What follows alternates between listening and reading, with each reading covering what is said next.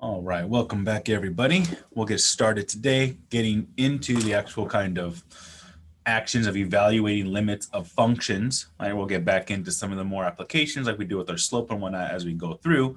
But in this discussion, we're going to actually see the process of evaluating limits and some of those statements that we had gotten about some steps, shortcuts, if you will, or real kind of actual actions that we take to find the limit of a function without having to sit there and either graph, which is a good visual way to understand what the limit is, right, to see where that function is going, of course, and without having to go to our calculator and just punch in numbers, which is just tedious, time consuming, and most likely for myself, I make a mistake, I mistype something somewhere and I get something wrong. Right, so now getting into the more kind of formal math side of it, if you will, simplifying, evaluating, finding our exact solutions in that manner. Okay, so this is from section 2.3 in our textbook, that early transcendental, or the calculus with early transcendentals, the 8th edition, but really any earlier edition will work as well. Let me start to share my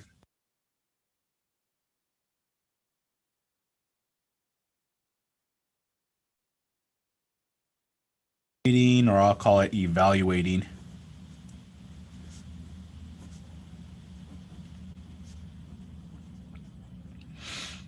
limits using our limit laws, right? And so we'll get into these limit laws, these properties of evaluating limits as we go through, okay?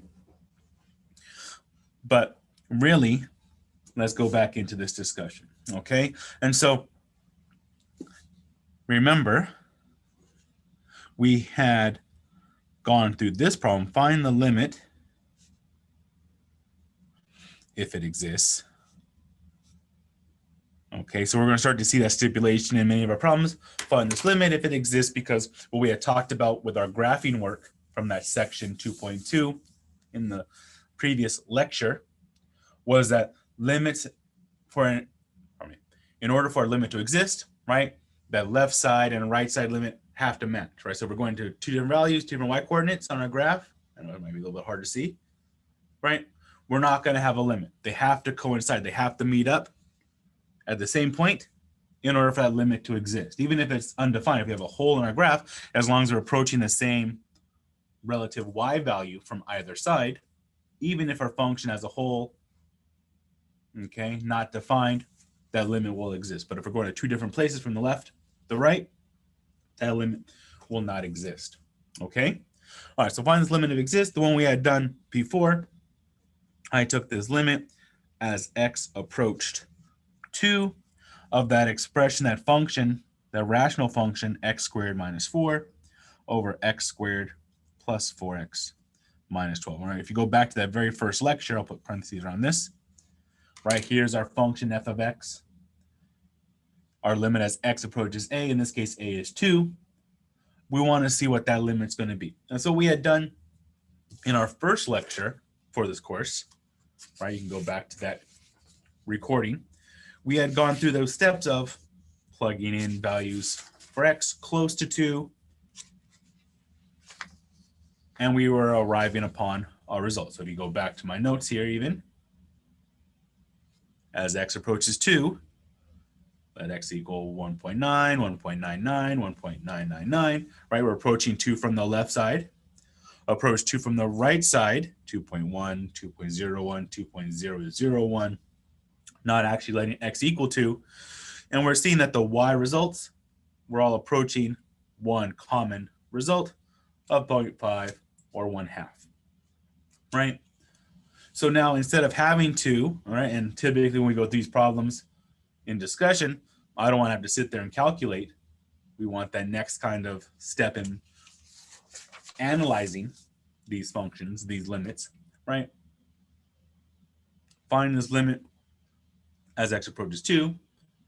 And so now some statements I found, students had contacted me asking questions and seeing if they were on the right thought, in line of thinking in these problems, is that here to evaluate, right, to compute a limit, there's kind of two steps, two statements, right? First, I guess I keep it in green for now.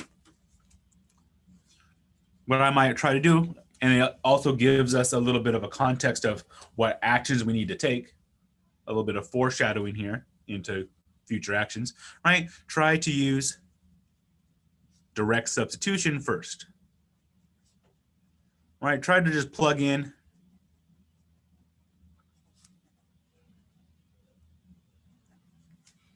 your value that we're approaching directly in to the function, okay? Plug in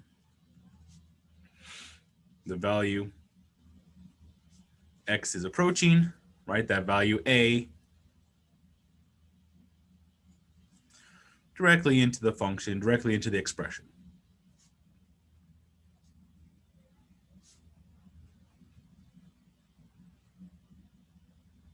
And so in some instances, right, we'll get a nice real number, we'll compute, and we'll get, that's going to equal to 2. It's going to equal to 1/3, whatever it might be. Simplify, of course. I try my best to refrain from using decimals. All right. Keep things in radical form if we have a square root, whatever it might be. Okay. But try to plug that in and see what we get. But now, two special cases.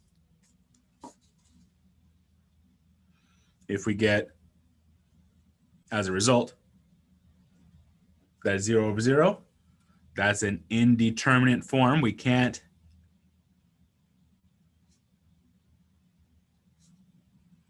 determine exactly, right? Not indeterminate, not determinate. An indeterminate form, we can't see what happens, okay?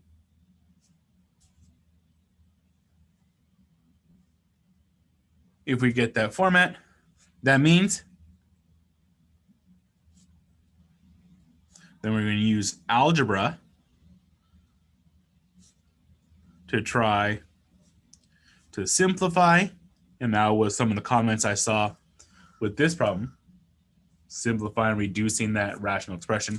Simplify the function or find a way to rewrite the function. And we'll talk about those different ways of rewriting that we're referring to using some of our previous algebra techniques, okay? So that's one option, that indeterminate form, 0 over 0, what we're going to see more often than not. But also if we get a format such as this, and this goes back to section 2.2 of some of that work with graphing, okay? But if we get, in this case, a value where we get some number, some constant over 0, positive, negative, whatever it might be, negative 3 over 0, positive 2 over 0, whatever it might be, but a 0 in denominator, right? 0 in denominator means undefined. If we get this part, we're going to consider a vertical asymptote. That's what it's going to bring to mind. It's not a guarantee, but that's what we start to think about, right? And we're going to try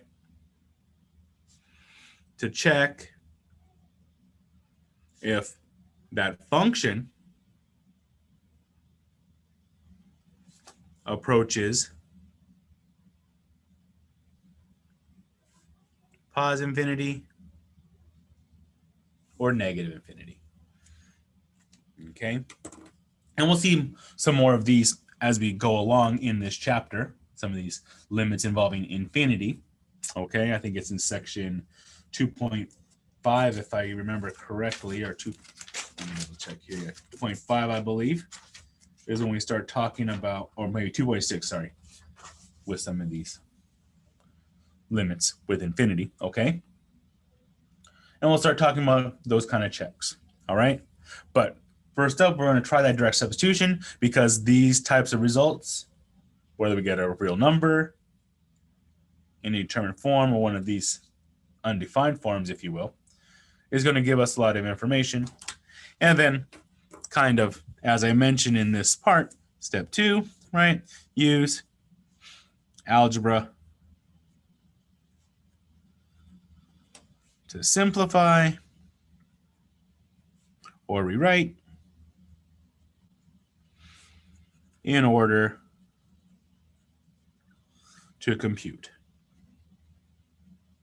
right? If we can't use direct substitution right away, we'll do our algebra in order to get to a expression, a problem where we can directly calculate. All right. So with that said, let's go back to our example then and confirm this discussion, this process, okay? All right, so going back to it, in this example, taking this limit as x approaches 2, x squared minus 4 over x squared plus 4x minus 12. Try to get my signs right. So when we work on these problems, always double check that we copy the problem right, the proper addition, subtraction is going on, those signs, to make sure I don't make an error with that work, okay? Right, and so again, as we start with our work with pre-calculus, intermediate algebra previously, we might already be conditioned. I see the expression, I want to factor, I want to cancel, right? We'll get into that work. But as we start to go through, let's just try our direct substitution first, okay? Meaning plug in the value we're approaching, all right? So if I plug in our value 2 into that original expression, that original function, okay? So that's my a is equal to 2 here. So I plug in that 2, starting to compute. 2 squared, 4, minus 4 in the numerator. Denominator, 2 squared, 4, plus 4 times 2, 8, minus 12. Sorry for all the pens dropping, right? But here we go. 4 minus 4 is 0 numerator. 4 plus 8 is 12, minus 12, 0 in denominator. So with that indeterminate form, that format, well, 0 over 0 is it's undefined, certainly 0 in denominator. But that 0 numerator, I can't really say what's going to happen. Nothing over nothing, I can't really say. It's not going to be equal to 1. The same number divided by itself, only worse when it's non-zero. 1 over 1, 2 over 2, 352 divided by 352, 1. But 0 over 0, I can't say. Okay? So that means use algebra. Okay, so those are going to be those little context clues. Those items that we want to see and identify, okay, that's what this problem is telling me, how to proceed. So when I go back to my problem then, let me drop the parentheses for now. We can keep those as necessary, but here we go. So now what I'm going to do, I'm going to keep it on. That's the overall action, the operation, the problem that we're doing. We're taking a limit, so I want to keep track of that. That's where I get a little bit tedious and kind of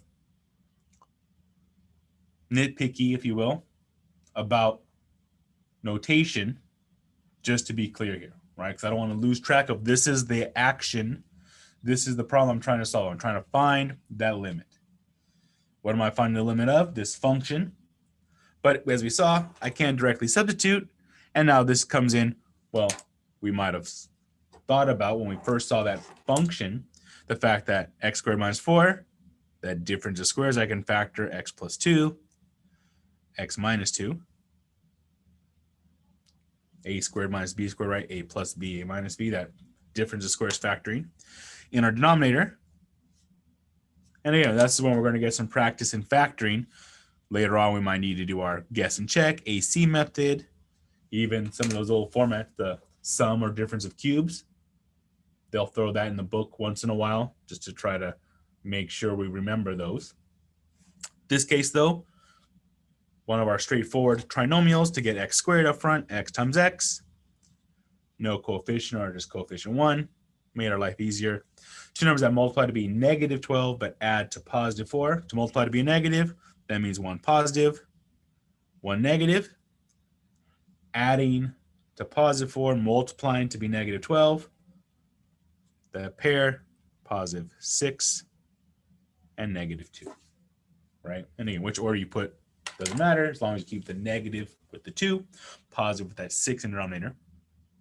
So we're able to factor, and again, if you multiply back out,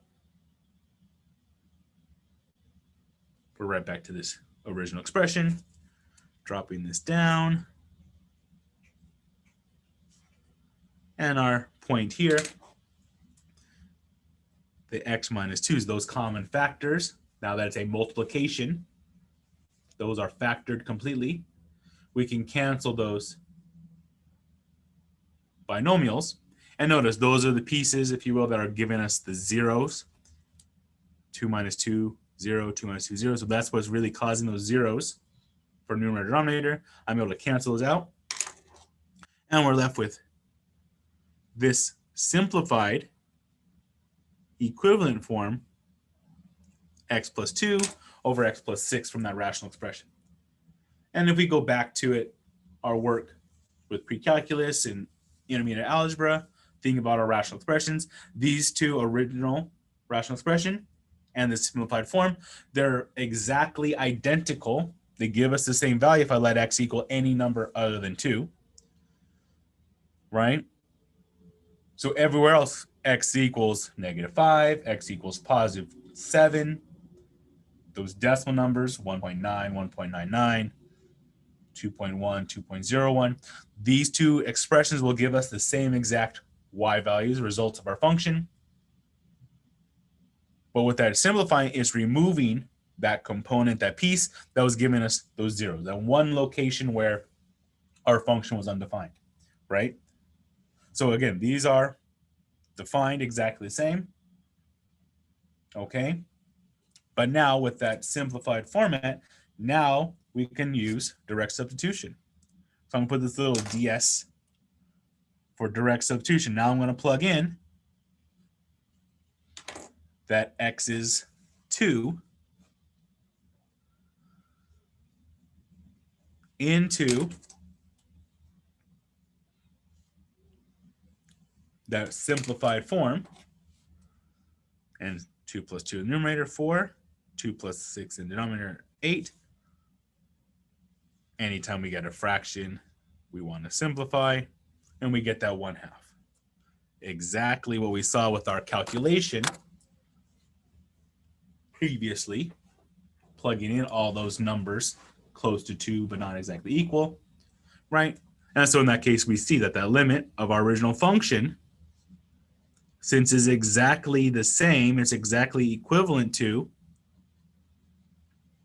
this simplified form at all those points in and around 2, but we're not defined exactly at 2, but everywhere else we're equivalent, that those have to be the same as well.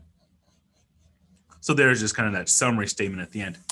My answer, 1/2. This just summarizes the problem. And here's our work in order to do so, right? And so as we go through, this is that line of thinking. If we're worried about trying to show work on an exam, quiz, or whatnot, okay, homework problems that you're practicing, getting used to writing this out. We're taking this limit of this expression. We tried our direct substitution right above. It didn't work because we got this indeterminate form, 0 over 0.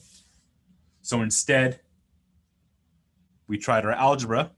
I'm keeping the limit notation. I'm still worried about taking that limit, so I want to keep that intact.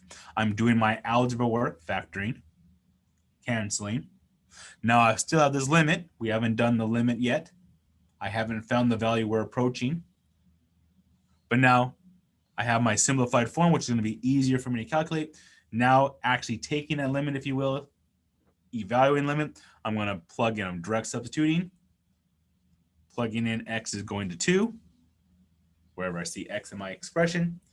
Computing, simplifying, and that end result that we are actually able to compute and get a real number, we get the value for our limit, right? How we got another 0 over 0, that might mean we can do more algebra here. There might be another way or more steps to go through in order to simplify, to rewrite. Or it just might mean we have to go through another tactic. Some problems do, with the complications, the complexity of the function, we just might have to go back to resorting to calculator, to graph, to look and see what's happening. We're just trying to exhaust all these possibilities for algebra steps we can take to evaluate. Okay? All right. So let's look at that example. I know it's been lingering out there. That problem I had written up at the end. Let's try this problem. Let's evaluate. Let's find this limit.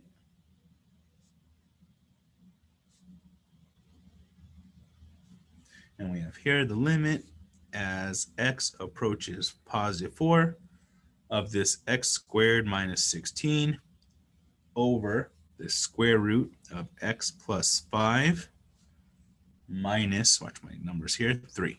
Okay? All right, so there's our limit we're trying to evaluate if it exists. Find this limit if it exists, so another direction we might see. So in this case, evaluating this limit, what are we going to try, right? So again, starting off, if I do my direct substitution, DS for short, direct substitution, right? Just taking a moment here. I'll keep it in green.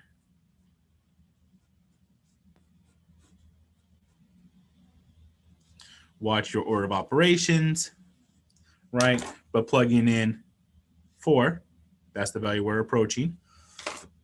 So up a numerator, 4 squared, 16, minus 16. So there's my new negative, or my 0, my 16 minus 16, my 0 in numerator. And we might get a 0 over number. Remember, 0 over anything is 0. It's possible to get your limit to equal 0. All right. But going through here, and again, maybe a little bit tedious, 4 plus 5. So in this case, we're getting 0 numerator. 4 plus 5 is 9, square root of 9 minus 3. 3 minus 3, or 0 over 0. I know I took that one a little long, but I was making sure we're careful here. So again, another indeterminate form.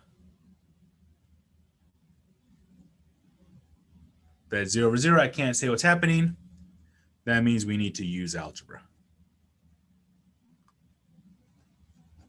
Okay. So what algebra can we do? Right, in the numerator, x squared minus 16. That's that factoring again, difference of squares. But even if I was to factor that, whether we do it right away or we do it later,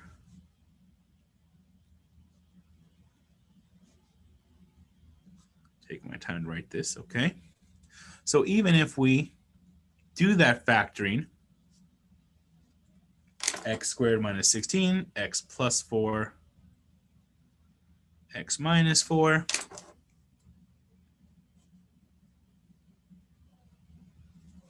Even with that factoring,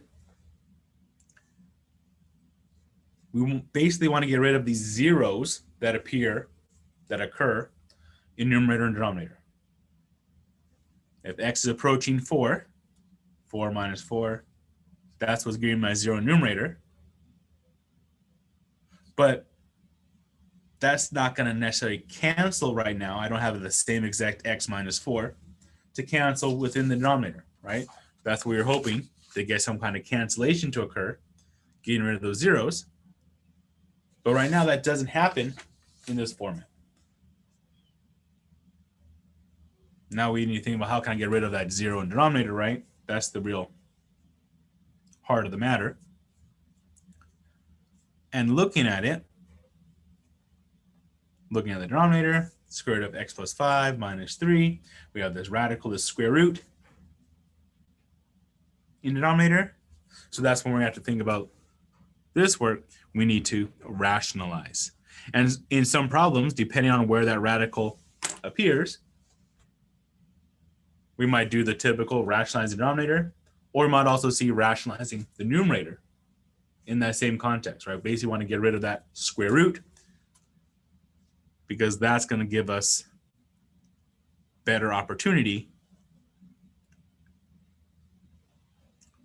to simplify, to remove that factor causing a 0 from numerator to denominator, okay? So in this case, keeping that denominator as is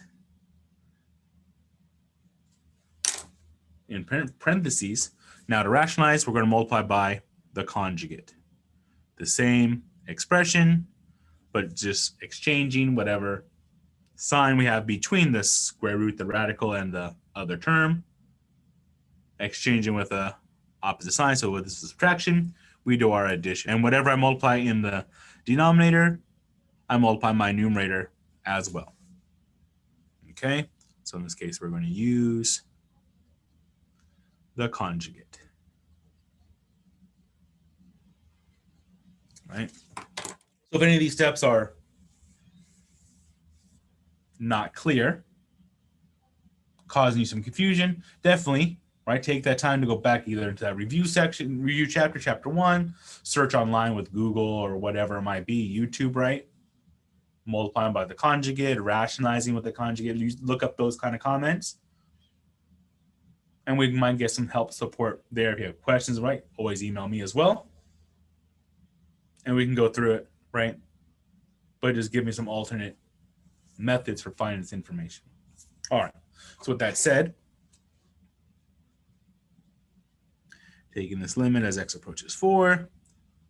In the numerator, I don't want to distribute. I want to make a bigger mess for myself. So it's going to carry out all these parentheses, these expressions, okay? They're just being multiplied together.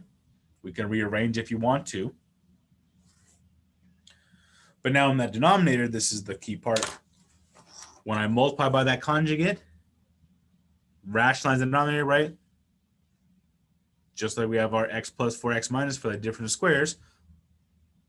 Square root of x plus 5 and 3, different signs in between. So that's that difference of squares. So we're going to get that square root of x plus 5 squared minus 3 squared. A difference of squares here. Sorry.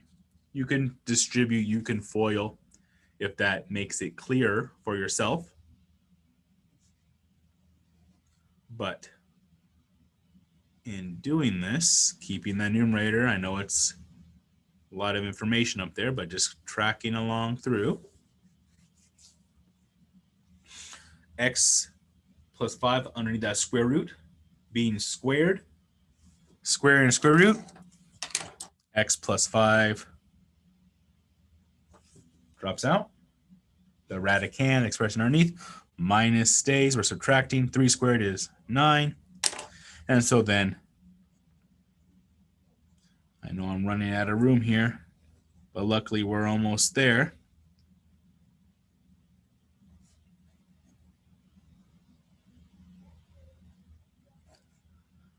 In denominator, x plus 5 minus 9, x stays as it is. 5 minus 9 minus 4. And those components create this factor in denominator, just x minus 4 left, that can cancel that x minus 4 in the numerator, right? So now, like I mentioned with that previous example, we're able to cancel that component, that piece that's causing our 0 in numerator and denominator. And so in the end, I hate to skip or separate pages, but for clarity, I'll do so.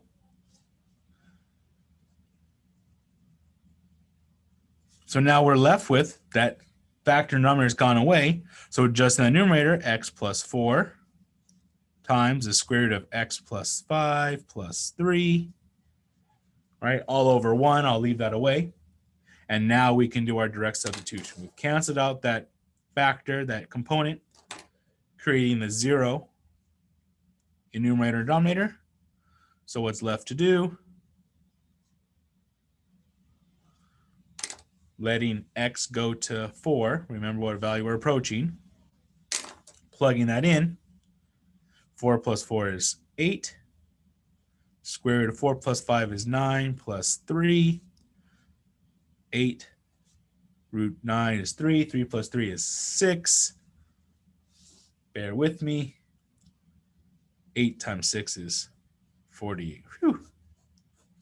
Right, and so had you gone through those calculations previously, when I presented that problem in our first lecture, punching numbers, getting close to 4, 3.9, 3.99, 3.999, or 4.1, 4.01, so on, those results should have come out closer and closer to that number 48.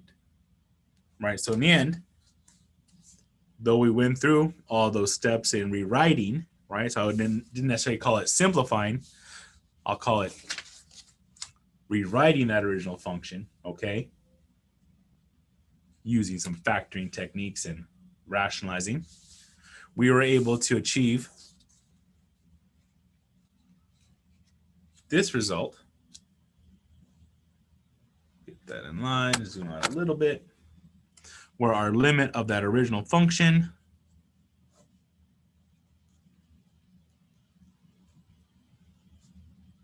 is going to be equal to 48. All right. And so a lot of your work you'll find is going to be about factoring. So those factoring techniques, definitely going to be a huge tool for us, right, in all of our math courses, truly, but definitely need evaluating these limits. Okay. So we've seen these two examples with that rational function, right? Most of these will be with that 0 over 0 indeterminate form of factoring. Now, if this problem that involved a radical, using the conjugate, rationalize that denominator, or if that radical had been up in the numerator, the square root of x plus 5 had been up in the numerator, we would rationalize the numerator. Similar line of work here. So now the next common type of problem, type of algebra that we have to go through, let me borrow one of these from the book just so I can better equip myself with knowing it's going to work nicely if I can. Okay, I can also make up a problem. But let's look at one of these. Where'd it go? Which one do I want to do? Thought I had seen one.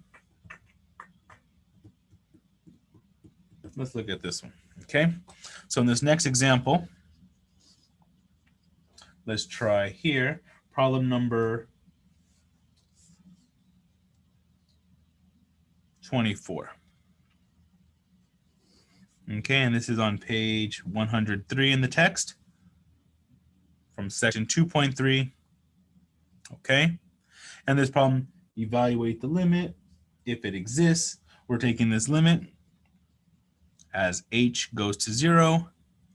I'll use their format first, and I'm going to do some rewriting. 3 plus h to the negative 1 minus 3 to the negative 1 all over h, right? And so those negative exponents really are creating what we call, right, that complex rational expression. These fractions within fractions, these rational expressions inside of another rational expression.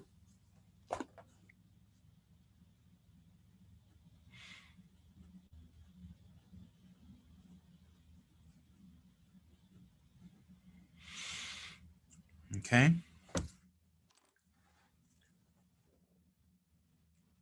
And so this is another kind of format that we're going to see. And this type of limit is something we're going to handle a great deal as we start to work our way into chapter 3 Okay, so at the end of this chapter, definitely at the start of chapter 3, we're going to see limits of this format over and over again. Okay. But again, if I look at this problem, we'll start off with that direct substitution. Okay. So if I plug into that format with our complex rational expression, replacing h with 0, right? So now our limit depends on h. That's the value we're letting go to 0 in this case. Computing here, 1 over 3 plus 0. 3 plus 0 is just 3. So 1/3 minus 1/3 over 0, or 0 over 0, right? So just as I kind of anticipate with many of these limit problems, it's not always going to be the case, but we're going to get this indeterminate form that's 0 over 0. So now our algebra. And so when we have a complex rational expression, going back to our intermediate algebra, pre-calculus type work, right? And again, thinking about fractions or rational expressions in general, most often we don't want to deal with fractions. We don't want to deal with the rational expressions, okay? So what are we going to do to support that? How are we going to get rid of those? We're going to multiply everything, right? The entire rational expression by the LCD, the least common denominator. That's how we're going to remove, how we're going to cancel these these smaller fractions, these smaller rational expressions within our function. Okay? All right. So now, give myself some space to work here. Let's do that work. Let's do our algebra. So again, I'm keeping my limit. I haven't taken the limit yet. I'm trying to clean this up, rewrite it so that I can take that limit.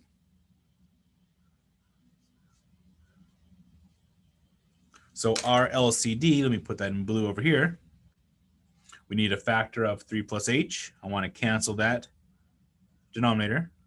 And I also have a factor of just 3. We're not adding to it, not multiplying. It's just 3 by itself, so I need that factor as well. I'm going to slide that out front. So 3 times 3 plus h. So there's our LCD. I'm going to multiply everything in that expression, in that rational expression, by that entire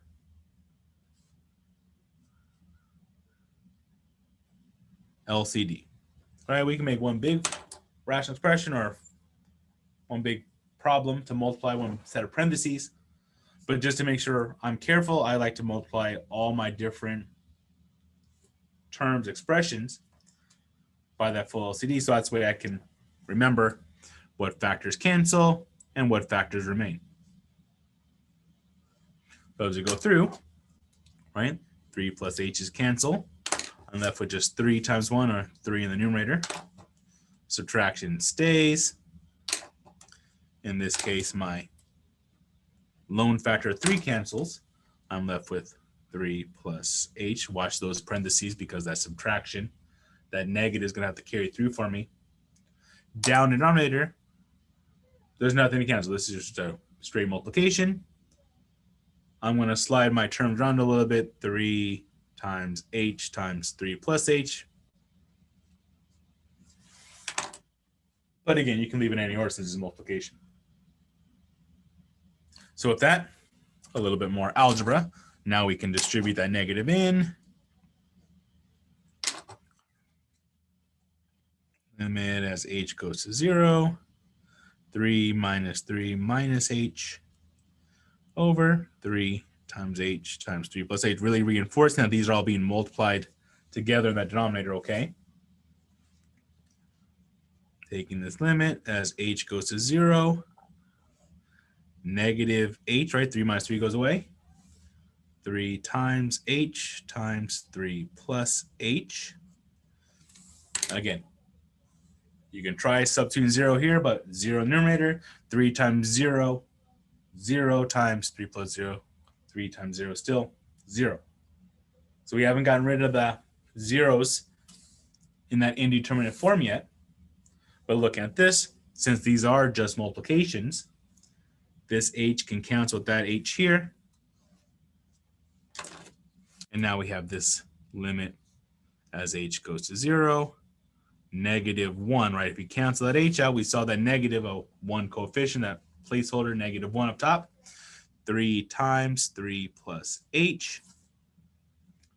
And now lastly, with my direct substitution, that's going to be equal to -1, 3 times 3 plus 0, plugging in what h is approaching, right? -1, 3 times 3, 9. -1/9 for our solution. And again, I'd go back and write that full statement, but in this case, I'll leave it like so.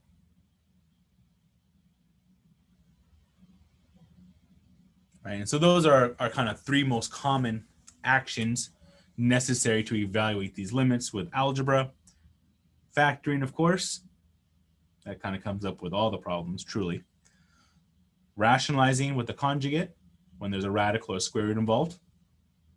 And with rational expressions, rational functions, right, combining over a lowest common denominator or multiplying through with the LCD to cancel denominators, those cases, okay?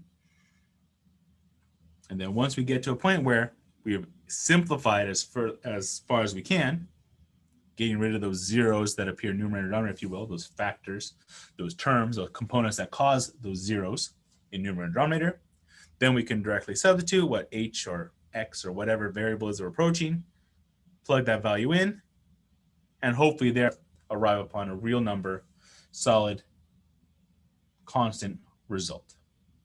Okay? All right. So I'll leave it at that for now. We'll come back with our properties and whatnot that are just a little more tedious and kind of give us rationale reasons why we can go through some of these operations to maintain. But really, that's going to be the heart of our discussion, evaluating limits, going through these algebra steps, okay? So I put up some problems from the text. They should be able to be found on our main Canvas page, also within the modules. I think I made a section for those textbook problems for review, for practice, if you want to call it homework, okay? To give you some problems to try out in that section 2.3 to evaluate those limits, okay? If you have any questions on those, let me know, okay? And I'll also try to produce one of my own assignments for you to work on, but that'll be later on this weekend to try those out, okay? All right, crew, if you have any questions, let me know. Otherwise, I'll leave it there for our discussion. All right, stop sharing. Questions, concerns, trouble at all, please email me, let me know. I'll post some times for office hours as well, so we can go over questions if you have them personally throughout our time here, okay? Or I'll post this lecture on our Canvas site, as well as those notes in order for you to follow along and review and double check, okay? All right, take care, everybody. Talk to you more soon. Here we go.